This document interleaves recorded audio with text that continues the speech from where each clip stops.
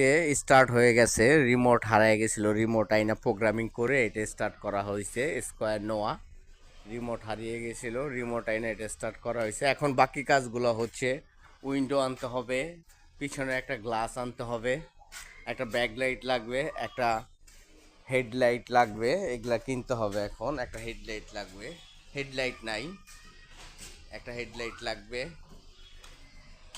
একটা আছে। দুইটা মিরর লাগবে, মিরর নাই, দুইটা মিরর লাগবে।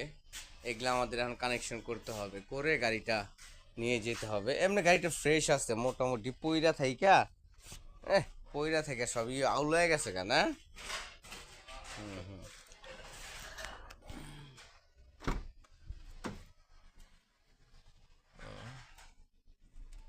গাড়িটা ফ্রেশ। এটার মধ্যে ব্যাটারি কোনটা লাগাইছো এখন?